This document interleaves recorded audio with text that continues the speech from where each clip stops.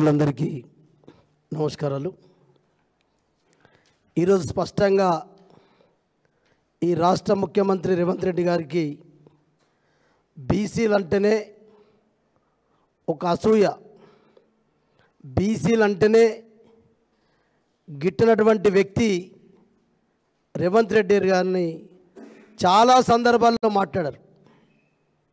బీసీలు ఎంత, బీసీలలో ఐక్యత లేదు, బీసీలతోటి ఏ రకమైనటువంటి మోసాలు చేసినా మోసపోతున్నటువంటి ధీమాతో ఉన్నటువంటి రేవంత్ రెడ్డి గారికి నేను స్పష్టంగా అడుగుతున్నా, ఖచ్చితంగా రేవంత్ రెడ్డి గారు అనేక సందర్భాల్లో బీఆర్ఎస్ పార్టీ మా తొలి తెలంగాణ ముఖ్యమంత్రి కేసీఆర్ గారి నాయకత్వంలోనే గతంలో కూడా అనేక ప్రయోగాలు జరిగినాయి. 100% జరిగిన తర్వాతనే మేమందరం కూడా తమిళనాడుకి వెళ్ళి అక్కడ జరిగినటువంటి తీరును పూర్తిగా పరిశీలించి ఇది 100% 9th షెడ్యూల్లో చేరిస్తే తప్ప,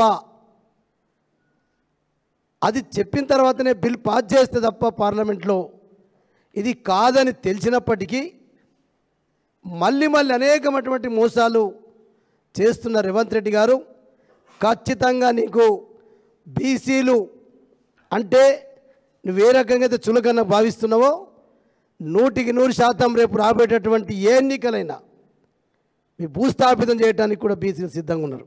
ఎందుకంటే నీకు 5 సంవత్సరాలు నీ పదవిని కాపాడుకోవటానికి తప్ప, నీ కుర్చీని పదిలంగా ఉంచుకోవటానికి తప్ప స్థానిక సంస్థల ఎన్నికలు పెట్టాలనే ఉద్దేశం నీకు లేదు. దీన్ని బట్టి అర్థమవుతుంది. ఎందుకంటే ఢిల్లీలో 4 రోజుల ముందు మాట్లాడిన మాటకు హైదరాబాద్కి వచ్చంటే మళ్ళా రిజర్వేషన్ల ప్రక్రియ మొదలుపెట్టిన వెంటనే నీ డ్రామా అర్థమవుతుంది.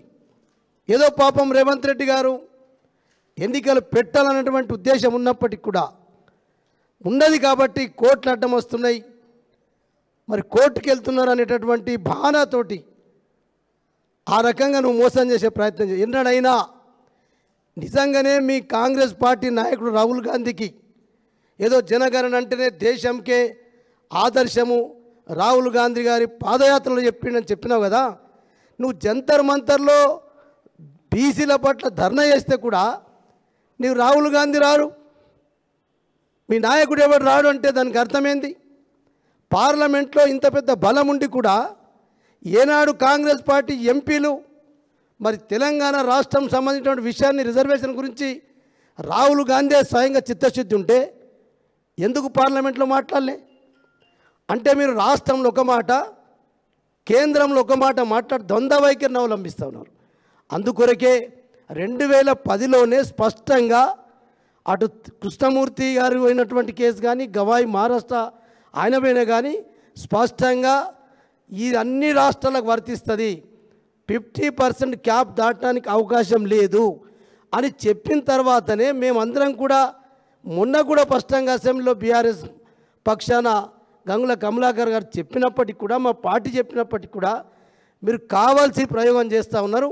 అందరం చెప్తున్నాం, అన్యాయాన్ని సహిస్తాం మాత్రం, అవమానాన్ని మాత్రం బీసీలు నువ్వు అమాయకులు అనుకుంటే, అమాయకులను మోసం చేయాలనుకుంటే తప్పకుండా రాబోయే రోజులలో బీసీలే మీ కాంగ్రెస్ పార్టీని, ముఖ్యంగా రేవంత్ రెడ్డిని భూస్థాపితం చేయడానికి కూడా సిద్ధంగా ఉన్నామని చెప్పి కూడా రేవంత్ రెడ్డి గారిని హెచ్చరిస్తూ ఉన్నాం.